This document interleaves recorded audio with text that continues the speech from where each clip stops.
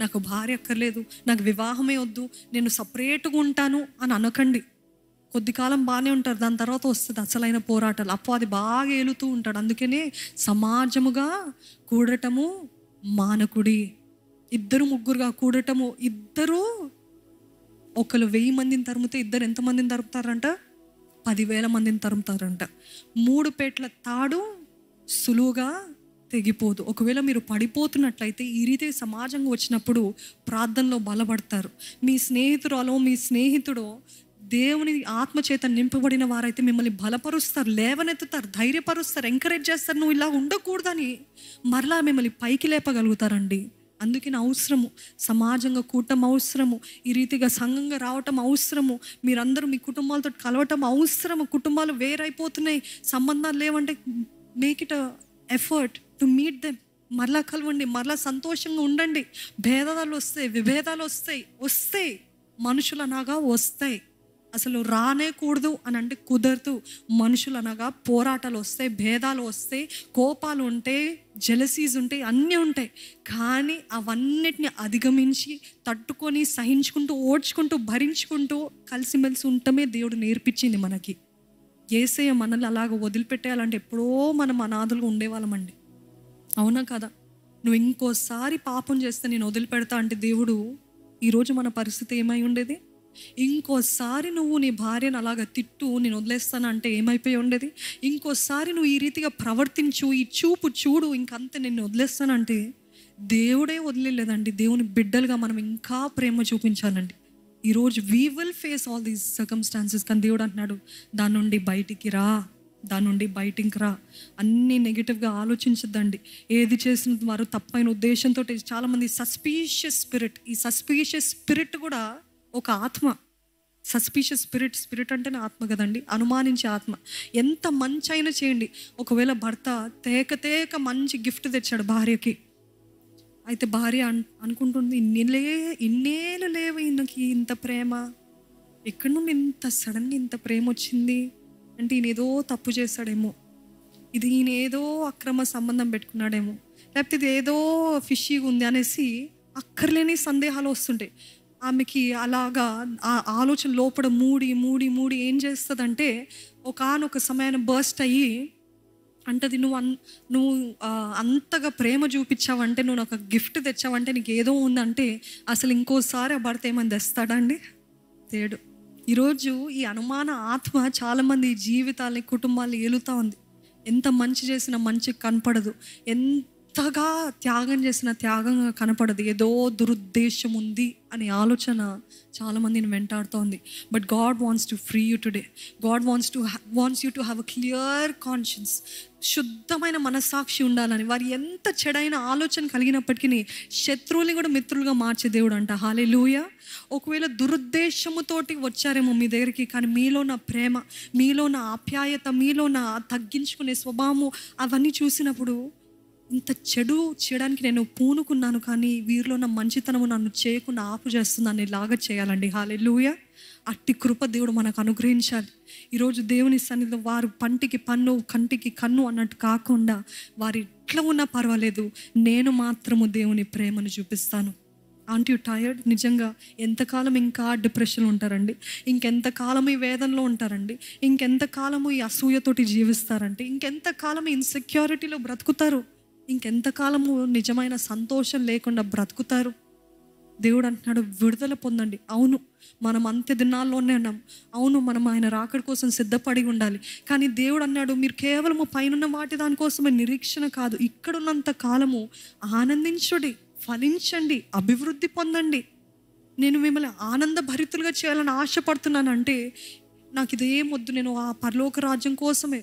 Good, it is good that you seek his Kingdom, కరెక్టే. కానీ ఇక్కడ అందరితో పోరాడుతూ, అసూలు పెట్టుకుంటూ, ద్వేషాలు పెట్టుకుంటూ, భేదాలు పెట్టుకుంటూ నేను పరలోక రాజ్యం చేర్చబడతారేమో, కానీ ఇక్కడ అందరి జీవితాలు నరకం అయిపోతాయి. మీ జీవితమే మీరు సొంత చేతులతో నరకం చేసుకుంటున్నారండి. Come out of your insecurities, come out of these dual personalities. ఈ 2 ద్వియ వ్యక్తిత్వాల నుండి బయటికి రండి.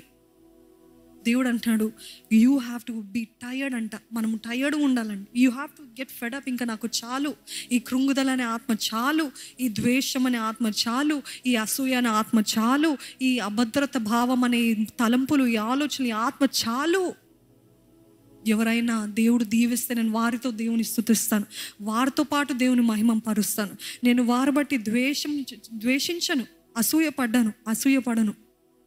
ఒకవేళ మీరు మీ స్నేహితురాలు, మీ ప్రాణ స్నేహితురాలు మీకంటే అంత భక్తిలో లేదు, కానీ ఇన్ని సంవత్సరాలు మీరు మీ పెళ్లి కోసం వెయిట్ చేస్తున్నారేమో, కానీ అకస్మాత్తుగా స్నేహితురాలకి చక్కటి సంబంధము, చక్కటి భర్త వచ్చింది అనుకోండి, పక్కనేమో అబ్బా నేను చాలా హ్యాపీగా ఉన్నాను నీకోసం అని ఉంటుంది. లోపడేమో ఇంత భయంకరమైన దానికి, అంత భక్తి కూడా లేని దానికి ఇంత మంచి భర్త దొరికాడేంటి అంటే దేవుడికి నేనంటే లెక్కలేదా?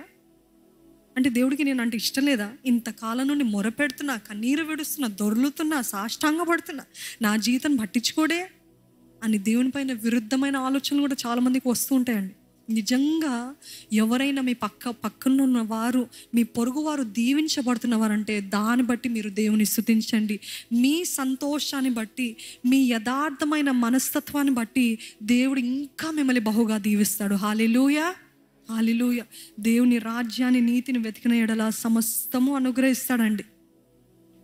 గమనించండి, ఒకవేళ మీకు వివాహాలు కాలేదేమో ఇప్పటికీ, కానీ ఒకవేళ ఈ అనాథ ఆత్మ మీరు ఇలాగనే వెంట పట్టుకొని ముందుకు వెళ్ళారనుకోండి, మీ వైవాహిక జీవితంలో అడుగు పెడుతుంది.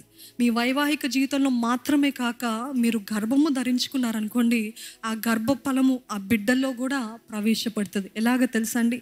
మీ కోపాలు, మీ ద్వేషాలు తెలియకుండా ఆ తత్వము బిడ్డలోకి వెళ్తుంది. ఎంతమంది చెప్పగలుగుతారు ఆ డిఎన్ఏలో వచ్చేస్తుందని?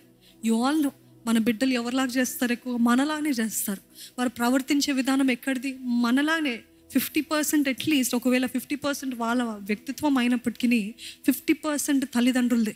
ఈరోజు మీరు అనుకుంటున్నారు I do not need deliverance అనుకుంటున్నారేమో, I do not really need this word అని అనుకుంటున్నారేమో, కానీ మీరు దీన్ని ఫేస్ చేయలేదు అనుకోండి, ఈరోజు దానికి ఎదురుగా వెళ్ళి దాని వేర్లతో సహా పీకలేదనుకోండి, తరతరాలుగా వెంటాడతాయి. పితృపారంపర్యమైన వ్యర్థ ప్రవర్తన అని ఉంది బైబిల్లో. ప్రవర్తన అంటే మన పితరులు ఆ ప్రవర్తన విధానము మీకు వచ్చింది, మీ బిడ్డలకు వస్తుంది, మీ బిడ్డలకి వస్తుంది. అది రాకుండాన్నట్లు మనం ఇప్పుడే ఆ వేర్లతో సహా తీసివేస్తే, దాన్ని అంచివేస్తే, దాన్ని కొట్టి పడేస్తే దేవుని గొప్ప ఆశీర్వాదము బిడ్డల పైన ఉంటుందండి. నమ్ముతున్నారా? చూడండి, దావీదు విషయంలో చూసినట్లయితే, దావీదు పితరులతోటి దేవుడు అప్పుడే చెప్పాడు, గాతులో ఉన్న జాయింట్స్ తోటి, ఆ ఆజానుబాహులతోటి మీరు పోరాడండి, వారిని జయించండి అంటే వారు జయించలేదు. ఆ పితరులు భయపడ్డారు. ఆ గాతులో ఉన్న జాయింట్స్ తోటి ఫైట్ చేయలేదు కాబట్టి who had to fight the joint? దావీదు. ఈరోజు మీరు ఈ ఆత్మతోటి పోరాడలేదనుకోండి, ఆ ఆత్మ అలానే వెంటాడుతూ మీ బిడ్డలు ఇంకా ఎవరి కుటుంబాలు నిలకడగా ఉండవు. ఏ కుటుంబంలో సంతోషం ఉండదు. అదే డిప్రెషన్, అదే ఇన్సెక్యూరిటీ, అదే జెలసీ, ఇవి ఇలానే కొనసాగుతానే ఉంటుంది. కానీ if you want your generations to be blessed, say hallelujah. దేవా, నా తరాన్ని దీవించయ్యా, నా తరాన్ని ఆశీర్వదించయ్యా, నా గర్భఫలాన్ని దీవించయ్యా అని మీరు పోరాడాలని. అందుకనే బండ సందులో నిలబడగలిగిన వారు ఎవరైనా ఉన్నారా అంటే మీరు ఉండగలుగుతారండి? మీ భర్త, మీ రాబోయే బిడ్డల గురించి మీరు నిలబడగలుగుతారా? మీ వచ్చే తరము గురించి మీరు నిలబడగలుగుతారా? Can you stand? It should stop with me. ఈ పితృ పారంపర్యమైన వ్యర్థ ప్రవర్తన, ఈ అనాథ ఆత్మ ఇక్కడితోటి ఆగిపోవాలి. ఇక్కడతోటి నన్ను వదిలిపోవాల్సిందే. ఆమెన్. ఇంకా కొనసాగించబడకూడదు, ఇంకా రాకూడదు, ఇంకా వెంటాడకూడదు. This is it. I'm no longer insecure, I'm no longer afraid, I'm no longer shy, I'm no longer jealous, I'm no longer sad for people who are blessed. I will be joyful, I will rejoice in the way God has made me. నన్ను సృజించిన విధానము చూడగా నాకు భయమును ఆశ్చర్యమును కలుగుచున్నది. ఈ సంగతి నాకు బాగుగా తెలుసు. ఈరోజు దేవుడు మీ గురించి బాగుగా తెలుసుకోవాలని ఆశపడుతున్నాడండి. మీలో గొప్పతనం ఉంది. నమ్ముతున్నారా? There is greatness in you. మీకు తెలియదేమో, మీ పక్కనున్న వారికి తెలుసు, మీ తల్లిదండ్రులకి తెలియదేమో. అది చూస్తాం కదండి దావీదు జీవితంలో. రాజు తన ఇంట్లోనూ ఉంటే ఆ తండ్రి Jesse he was searching in all the other sons. వీరేమో వారంతా పైకి బహు భీకరులుగా, లేకపోతే మంచిగా కనపడుతున్నారు, బలవంతులుగా కనపడుతున్నారు, మస్క్యులర్, స్ట్రాంగ్, గుడ్ లుకింగ్. కానీ ఆ మట్టిలో, ఆ గొర్రెల దగ్గర, ఆ పాసిలో, అక్కడ గబ్బుతోటి ఉన్న దావీదుని గుర్తించలేకపోయాడు సొంత తండ్రి. ఈరోజు మీ సొంత తల్లిదండ్రులు మిమ్మల్ని గుర్తించలేరేమో అండి. మీలోన గొప్పతనము వాళ్ళు గుర్తించలేరేమో. అందుకని కొన్నిసార్లు డెస్టినీ హెల్పర్స్ అని దేవుడు పంపిస్తుంటాడు. మోషే జీవితంలో కూడా చూసినట్లయితే మోషే గొప్పతనము, ఒకవేళ తల్లి ఆ బహు సౌందర్యవంతుడు అనేసి ఆయనని దాచిపెట్టింది. Maybe she saw only the outer beauty. But who was Moses destiny helper అంటే తనని పెంచుకున్న ఆ తల్లి బితాయ. ఆమెన్, హల్లెలూయా. ఆయనలో ఉన్న గొప్పతనాన్ని ఇంకా ఇంకా ప్రూన్ చేస్తూ ఇంకా ఎదుగుదల చేపించింది. ఈరోజు మీ గొప్పతనాన్ని మీ సొంత భార్యకి తెలియదు, సొంత భర్తకి తెలియదు, తల్లిదండ్రులకి తెలియదు, మీ తోబుట్టులకి తెలియదు. అందుకని యేసుప్రభు ఒక మాట అంటాడు. ఏం మాట అది? ఏ ప్రవక్త అయినా వారి సొంత ఊరిలో ద్వేషించబడతారు, తృణీకరించబడతారు. వారు బయటికి వెళ్తేనే వారి గొప్పతనం ఏంటో తెలుస్తుంది. ఈరోజు మీ జీవితంలో కూడా మీరు అనుకుంటూ ఉంటారు, నాకు నిజంగా గొప్పతనం లేదేమో, నాకు నిజంగా తలాంతు లేదేమో. ఒకవేళ ఈ తలాంతున్న ఎవరు గుర్తించట్లేదే, I don't think that is really valuable. But God is saying what you have is really valuable to me. Amen. నీకు కలిగి ఉన్న ఆ తలాంతు, నీకు కలిగిన ఆ వరము, అది నేను ఇచ్చింది. అది నా మహిమ కోసం. వాడు ఎవరు గుర్తించినా గుర్తించకపోయినా, ఎవరు చూసినా చూడకపోయినా, ఎవరు మెచ్చుకున్నా మెచ్చుకోకపోయినా, నా నిమిత్తమై నువ్వు వాడు, నేను ఆశీర్వదిస్తాను. 5 తలాంతులు